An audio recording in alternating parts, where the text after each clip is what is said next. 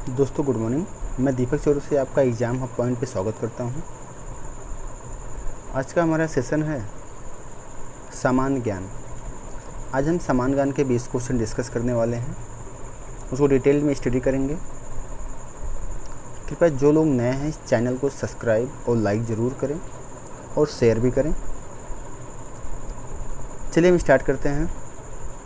हमारा पहला क्वेश्चन है, किसी भी देश के आर्थिक विकास का सबसे अच्छा सूचक क्या होता है? किसी भी देश के आर्थिक विकास का अच्छा सूचक क्या होता है? हमारे पास 4 ऑप्शंस हैं। कैलोरी खपत, महिला सशक्तिकरण, प्रति व्यक्ति आय, प्रति व्यक्ति व्यय। तो अगर हम आंसर की बात करें तो हमारा आंसर होगा ऑप्शन सी, प्रति व्यक्ति आय। मतलब आर्थिक विकास, इकोनॉमिकली डेवलपमेंट तभी होगा जब हमारे भारत में इनकम होगी, अर्थात हम किसी सभी व्यक्तियों के आय से हम यह बता सकते हैं कि हमारे भारत जो है आर्थिक विकास की तरफ अग्रसर हो रहा है। तो हम एक ही पॉइंट है हमारे पास, प्रति व्यक्ति आय, इनकम से हम बता सकते हैं किसी व्यक्ति की जो बढ़ोतरी होती है, डेवलप करता है, कोई व्यक्ति बढ़ रहा है आगे, तो उसका इनकम ही उसका मायने रखता है। नेक्स्ट क्वेश्चन, किन देशों की मुद्रा प्रायः हार्ड करेंसी होती है? हार्ड करेंसी किन देशों की होती है? विकसित देशों की होती है। विकसित देश क्या होते हैं? ऐसे देश जो विकसित हो चुके हैं। और हमारा जैसे भारत है, तो हमारा अगर क्वेश्चन आया भारत कैसा देश है, तो भारत जो है वो विकासशील देश है। भारत क्या है? एक विकासशील देश है। और जैसे अमेरिका हुआ, चाइना हुआ, रसिया हुआ, ये सब कैसे देश हैं? विकसित देश हैं। कैसे देश हैं? ये सब विकसित देश हैं और हम विकासशील देश हैं। हमारी भारत की अर्थव्यवस्था कैसी है? तो हमारी भारत की जो अर्थव्यवस्था है वो मिश्रित अर्थव्यवस्था है। कैसी है? मिश्रित अर्थव्यवस्था है। हमारे भारत की मिश्रित अर्थव्यवस्था है। नेक्स्ट क्वेश्चन हम देखेंगे, क्षेत्रफल की दृष्टि से उत्तर प्रदेश भारत में कौन सा स्थान है? देखिए, क्षेत्रफल की दृष्टि से अगर हम बात करें तो उत्तर प्रदेश चौथे स्थान पर है। कितने स्थान पर है? चौथे स्थान पर है। अब हम देखते हैं कि क्षेत्रफल की दृष्टि से भारत का कौन सा राज्य सबसे पहला स्थान है? तो है वो राजस्थान। किसका है? राजस्थान पहले स्थान पे है। दूसरे पे एमपी है। तीसरे पे महाराष्ट्र है, और चौथे पर यूपी है। हम एक चीज़ जानते हैं कि 2013 में क्या हुआ था कि आंध्र प्रदेश से तेलंगाना एक नया राज्य बना। एक नया राज्य बना। क्या? तेलंगाना राज्य बना। और नहीं तो चौथे स्थान पे उससे पहले आंध्र प्रदेश था और यूपी जो है 5वें पर था। लेकिन जब से ये तेलंगाना बना और आंध्र प्रदेश छोटा हुआ तो यूपी चौथे स्थान पर आ गया। तो हमारा आंसर क्या होगा कि यूपी चौथे स्थान पर है। नेक्स्ट क्वेश्चन है, प्लासी के युद्ध में लॉर्ड क्लाइव ने निम्नलिखित में से किसको हराया था? क्या पूछ रहा है कि प्लासी के युद्ध में लॉर्ड क्लाइव कौन था? लॉर्ड क्लाइव एक अंग्रेज़ था। कौन था? एक अंग्रेज़ था। उसने किसको हराया था? प्लासी का युद्ध। 2 चीज़ समझते हैं कि अंग्रेज़ जब आए हमारे यहाँ, तो अंग्रेज़ इसके पहले प्लासी का युद्ध हुआ कब था? पहले हम ये समझते हैं। प्लासी का युद्ध हुआ था 1757 में। 1757 के बाद 1764 में बक्सर का युद्ध हुआ था। किसका हुआ था? बक्सर का युद्ध 1764 में हुआ और प्लासी का युद्ध 1757 में हुआ। अब हम समझते हैं हुआ क्या था। 1757 में जब प्लासी का युद्ध हुआ तो उस समय बंगाल का जो नवाब था, बंगाल का नवाब कौन था? सिराजुद्दौला था। कौन था? सिराजुद्दौला था। और सिराजुद्दौला को प्लासी के युद्ध में लॉर्ड क्लाइव ने हराया था। किसको? सिराजुद्दौला को। मीर जाफ़र भी था वहाँ पर उस समय, मीर कासिम भी था, कुछ टाइम के आगे पीछे इन लोग भी वहाँ पे नवाब बनाए गए थे। आया तीसरा ऑप्शन बहादुर शाह जफ़र। आइए हम बहादुर शाह जफ़र समझते हैं क्या है ये। बहादुर शाह जफ़र जो थे ये मुग़ल काल के शासक थे। किस काल के थे? ये मुग़ल काल के शासक थे। ये मुग़ल काल के अंतिम शासक माने जाते हैं। क्या माने जाते हैं? अंतिम शासक माने जाते हैं बहादुर शाह जफ़र।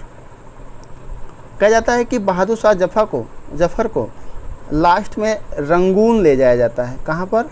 रंगून में। और इनकी दोनों आंखें फोड़ दी जाती हैं। रंगून में ले जाकर के दोनों आंखें इनकी फोड़ दी जाती हैं बहादुर शाह जफ़र की। नेक्स्ट क्वेश्चन पे आते हैं हम। 5वां क्वेश्चन है हमारा, निम्नलिखित में से किसे मसालों का प्रदेश कहा जाता है? किसे मसालों का प्रदेश कहा जाता है? तो मसालों का प्रदेश सभी लोग जानते हैं, केरल को कहा जाता है। किसको कहा जाता है? केरल को कहा जाता है, क्योंकि वहाँ पे अधिकतर मसाला होता था।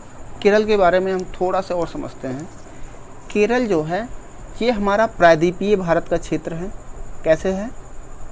प्रायद्वीपीय। केरल जो है किस क्षेत्र में आता है? प्रायद्वीपीय भारत का क्षेत्र है, जो कि यह अरब सागर के किनारे स्थित है। कौन सागर?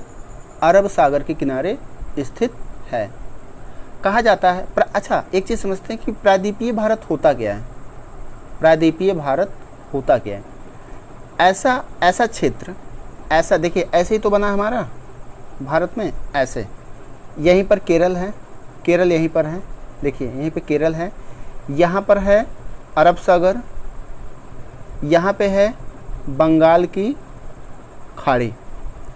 ऐसा क्षेत्र, यहाँ से देखिए यहाँ पे है गुजरात, ऐसे ही बना हुआ है ऐसे। इधर जो क्षेत्र है छत्तीसगढ़, झारखंड, महाराष्ट्र, ये पूर्वी क्षेत्र आ जाएगा।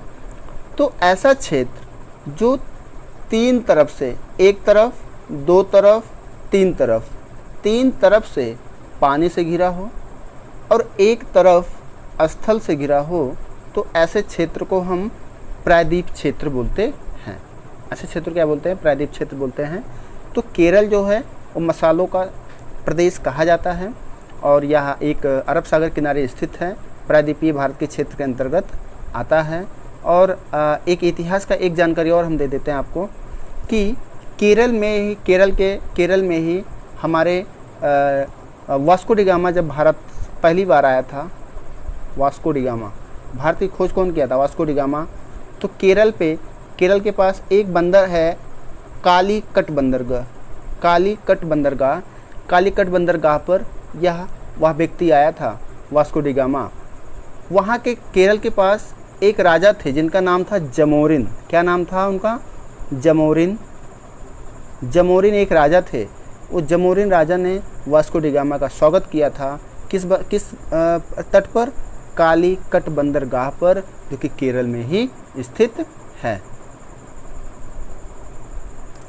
अगला क्वेश्चन देखते हैं हम। असम की राजधानी क्या है? असम की राजधानी है दिसपुर। नेक्स्ट क्वेश्चन देखते हैं। कुतुब मीनार का निर्माण पूरा करवाने का श्रेय किसे जाता है? चलो पूरा तो हम करवा ही देते हैं। पहले ये देखते हैं कुतुब मीनार बनवाया कौन था। कुतुब मीनार बनवाया था कुतुबुद्दीन ऐबक। कौन? कुतुबुद्दीन ऐबक। कौन थे?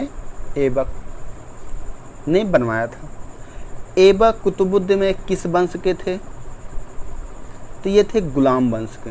किस वंश के थे? ये थे गुलाम वंश। कुतुबुद्दीन ऐबक ने ही कुतुब मीनार का निर्माण शुरू करवाया था। इसके बाद गुलाम वंश का ही इल्तुतमिश भी है। गुलाम वंश के संस्थापक कौन है? कुतुबुद्दीन ऐबक हैं। कुतुबुद्दीन ऐबक जो थे, ये इनकी मृत्यु जो हुई थी वो घोड़े से गिरकर हुई थी। ये घोड़े से गिर गए थे और उसी के कारण इनकी मृत्यु हो गई थी। तो इल्तुतमिश आया तो इनका शायद पूरा नहीं हुआ था कुतुब मीनार। तो किसने पूरा करवाया है? इल्तुतमिश ने इनके कुतुब मीनार को पूरा करवाया था? अलाउद्दीन खिलजी की बात करें तो ये खिलजी वंश के संस्थापक हैं, खिलजी वंश के संस्थापक हैं। ऐबक है ही। मीर कासिम, मीर कासिम ये हम लोग खिलजी वंश, गुलाम वंश, तुगलक वंश ये 2-3 हैं, लेकिन मीर कासिम ये अंग्रेज़ के समय जब अंग्रेज़ आया था लगभग 1700 ईस्वी के एरिया में, तब के हैं मीर कासिम। तो मीर कासिम से संबंध यहाँ किसी से भी नहीं है, तो इसके आंसर होंगे इल्तुतमिश, इल्तुतमिश होंगे। आइए हम देखते हैं 7वां क्वेश्चन। 7वां क्वेश्चन है मयूर सिंहासन पर बैठने वाला, मयूर सिंहासन पर बैठने वाला अंतिम मुगल शासक कौन था? अंतिम मुगल शासक कौन था? तो मयूर सिंहासन पर बैठने वाला अंतिम मुगल शासक कौन था? सबसे पहले हम ये समझते हैं कि मयूर सिंहासन का निर्माण कौन करवाया था। तो मयूर सिंहासन जो है इसका निर्माण शाहजहाँ ने करवाया था। कौन करवाया था? शाहजहाँ ने करवाया था इसका निर्माण। तो मयूर सिंहासन पर कई लोग बैठते आए, लेकिन पूछ रहा है कि अंतिम सम्राट कौन था? अंतिम सम्राट कौन था? तो मोहम्मद शाह था। मोहम्मद शाह मयूर सिंहासन पर बैठने वाला अंतिम मुगल शासक था। इसका पूरा नाम था मोहम्मद शाह रंगीला। क्या कहते हैं? मोहम्मद शाह रंगीला। और इसके बारे में बताएं कि कैसे ये लास्ट शासक हुआ। इसके बाद मयूर सिंहासन पर कोई बैठा नहीं। क्यों? देखते हैं हम। मोहम्मद शाह रंगीला जो था वो लास्ट शासक था इससे बैठने वाला। उसी के दौरान, उसी के समय एक राजा थे जिनका नाम था नादिर शाह। क्या नाम था? नादिर शाह। ये थे ईरान के। कौन था? नादिर शाह थे। कहाँ के थे? ईरान के थे। इन्होंने इनके ऊपर अटैक किया। किसके ऊपर? मोहम्मद शाह रंगीला के ऊपर अटैक किया। कौन? नादिर शाह ने। नादिर शाह अटैक किए और इनके मयूर सिंहासन को ये उठा ले गए।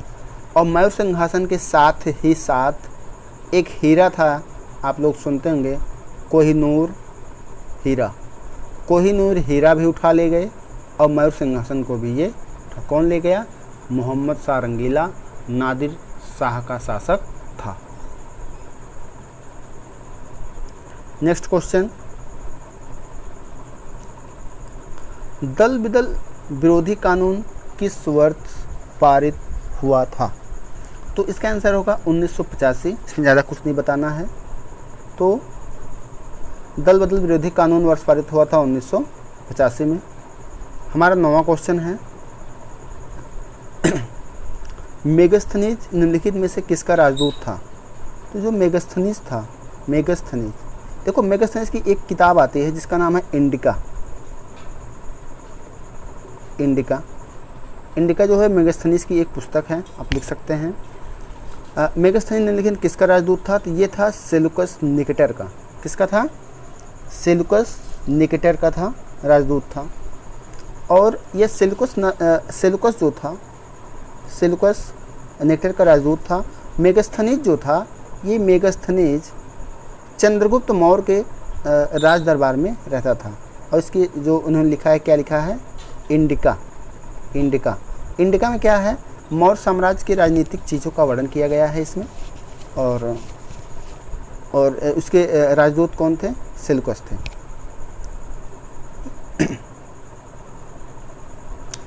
आइए नेक्स्ट क्वेश्चन को हम देखते हैं।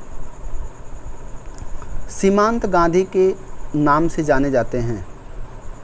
देखिए, सीमांत गांधी कहा जाता है किसे? अब्दुल गफ्फार खान को सीमांत गांधी के नाम से जाना जाता है। गोपाल कृष्ण गोखले, बाल गंगाधर तिलक, ये सब हमारे देश को आज़ाद कराने में बहुत बड़ी भूमिका निभाए हैं। महात्मा गांधी। महात्मा गांधी भी कई आंदोलन किए हैं। इनका पहला एक आंदोलन था चंपारण सत्याग्रह, चंपारण सत्याग्रह था। इसके बाद इन्होंने एक खेड़ा सत्याग्रह, एक अहमदाबाद मिल, चंपारण हो गया पहला, 1917 में हुआ था चंपारण। 1918 में खेड़ा सत्याग्रह हुआ था। तो ये इन्होंने मुख्य सत्याग्रह इन्होंने शुरू किया था। चंपारण सत्याग्रह तिनकठिया पद्धति से संबंधित था। तिनकठिया, कोई पूछता है चंपारण सत्याग्रह किससे संबंधित है, तिनकठिया संबंधित है तो महात्मा गांधी। हाँ, महात्मा गांधी को एक और नाम जाना जाता है जिसका नाम अर्धनग्न फ़कीर कहा जाता है। अर्धनग्न फ़कीर किसे कहा जाता है, अर्धनग्न फ़कीर महात्मा गांधी को। एक अंग्रेज था जिसका नाम था विंस्टन चर्चिल। विंस्टन चर्चिल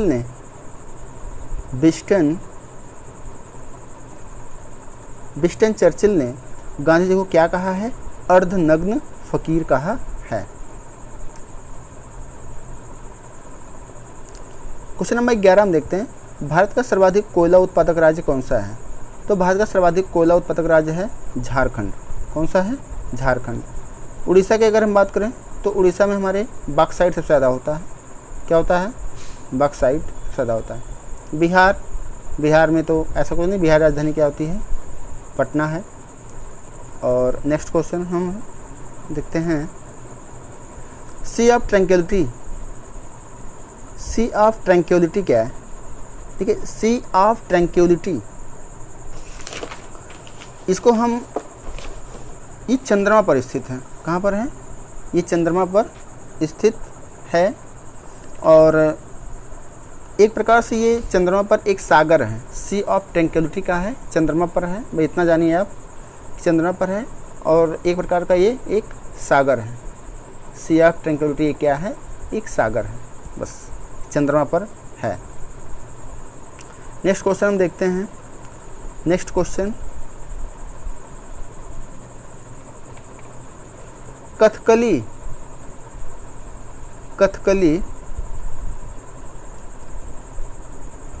किस राज्य से संबंधित है। कथकली किस राज्य से संबंधित है। तो कथकली जो है ये केरल से संबंधित है, केरल राज्य से संबंधित है कथकली। और कथकली वहाँ का एक नृत्य है।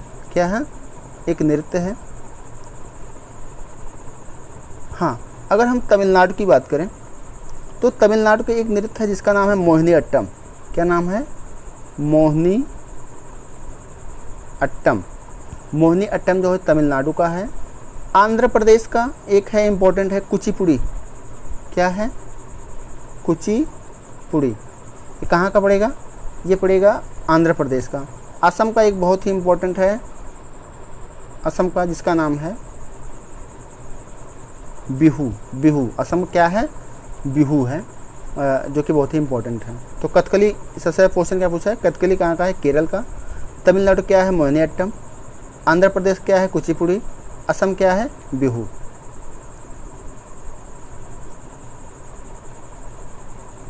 आइए हम नेक्स्ट क्वेश्चन देखते हैं। Question number 14,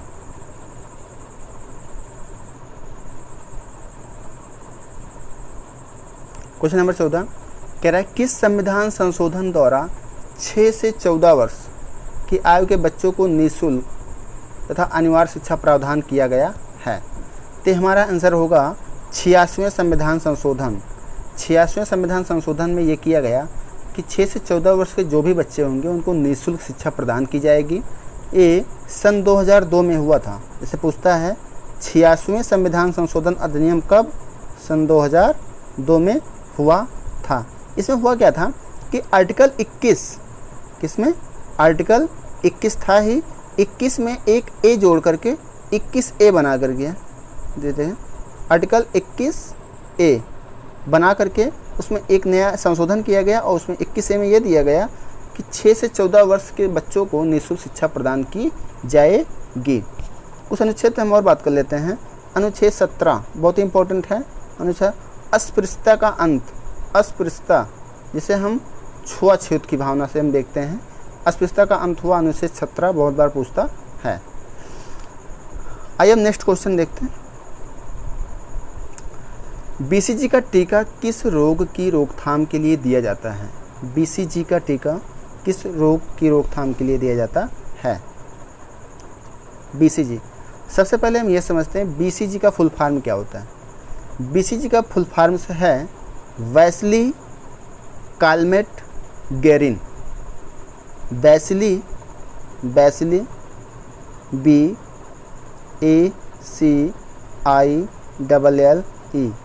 वैसली Calmette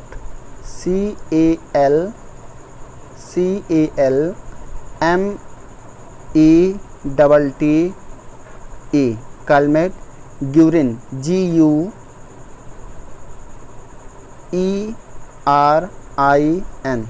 Guérin. Bacille Calmette Guerin लिखना तो आप लिख सकते हैं। ये बीसीजी का फुल फॉर्म है। बीसीजी का फुल फॉर्म है। हाँ, अब आगे देखते हैं बीसीजी का काम क्या है। बीसीजी का काम है टीबी एक रोग है। टीबी के लिए एक टीका दिया जाता है इनकी रोकथाम के लिए, जिससे टीबी किसी को ना हो, तो बीसीजी टीका इसलिए देता है। पोलियो की अगर हम बात करें तो पोलियो एक वायरस रोग है। जैसे हमारे रोग दो प्रकार का होता है, एक विषाणु होता है, एक जीवाणु होता है। तो वायरस, पोलियो कैसा वायरस है? वायरस है ये, ना कि जीवाणु है, विषाणु है एक प्रकार से। और हेपेटाइटिस जो है ये लीवर से संबंधित रोग है, लीवर से संबंधित रोग है। क्वेश्चन नंबर 16, शरीर में हीमोग्लोबिन का मुख्य कार्य क्या है? हम लोग सभी जानते हैं कि हमारे शरीर में हीमोग्लोबिन होता है, और हम भी ये भी देखते हैं कि लोग कहते हैं कि हमारे शरीर में हीमोग्लोबिन की कमी हो गई है। तो हीमोग्लोबिन का तात्पर्य क्या होता है? हीमोग्लोबिन का काम क्या है कि ऑक्सीजन का परिवहन, हमारे शरीर में ऑक्सीजन का परिवहन जितनी तेज़ी से होगा उतनी हमारे शरीर में समस्याएं नहीं होती हैं। तो इसका मेन काम क्या है हीमोग्लोबिन का, कि ऑक्सीजन का परिवहन तेज़ी से हो। तो 16 क्वेश्चन हो गया। आइए नेक्स्ट पे देखते हैं 17, रतौंधी किस विटामिन की कमी से होता है? रतौंधी किस विटामिन की कमी से होता है? देखिए, रतौंधी क्या होता है कि जो दिखाई ना देना रात में, मतलब दिन में या रात में जो दिखाई नहीं देता ठीक से, तो ऐसे हम जानते हैं आँख से संबंधित जितने भी रोग होते हैं वो सब विटामिन ए से संबंधित हैं। सभी विटामिन ए से संबंधित हैं, विटामिन ए से संबंधित हैं। अच्छा, विटामिन ए, सबसे ज़्यादा विटामिन ए पाया किस में जाता है? तो सबसे ज़्यादा विटामिन ए जो है, जैसे पक्का आम जानते हैं आप, पक्का आम, इसमें सीजन भी चल रहा है, पक्का आम में विटामिन ए बहुत ज़्यादा पाया जाता है। पपीते में भी विटामिन ए सबसे ज़्यादा पाया जाता है, विटामिन ए। अच्छा, विटामिन ए की कमी से रतौंधी रोग होता ही है। आगे हम और भी देखते हैं। एक आया विटामिन सी। अच्छा, विटामिन सी सबसे ज़्यादा पाया किस में जाता है? सबसे पहले ये समझिए कि विटामिन सी जो है पाया जाता है, विटामिन सी सबसे ज़्यादा पाया जाता है खट्टे फलों में। कैसे फलों में? खट्टे फल में। खट्टे फल में विटामिन सी पाया जाता है। जैसे अभी एक आंवला है, आंवला में सबसे ज़्यादा विटामिन सी पाया जाता है। ऐसे खट्टे फल नींबू में भी पाया जाता है, संतरे में भी पाया जाता है। ऐसे ऐसे जितने खट्टे फल होते हैं सब में कुछ ना कुछ विटामिन सी पाया जाता है, लेकिन आंवले में सबसे ज़्यादा विटामिन सी पाया जाता है। विटामिन डी, अगर हम विटामिन डी की बात करें तो विटामिन डी का निर्माण हमारे शरीर में नहीं होता है, इसे हम सूर्य से प्राप्त करते हैं। किससे प्राप्त करते हैं? सूर्य से। विटामिन बी, तो विटामिन बी की कमी से कौन सी रोग होता है? विटामिन बी की कमी से बेरी रोग होता है। और विटामिन डी की भी कमी से एक रोग होता है जिसका नाम है रिकेटस।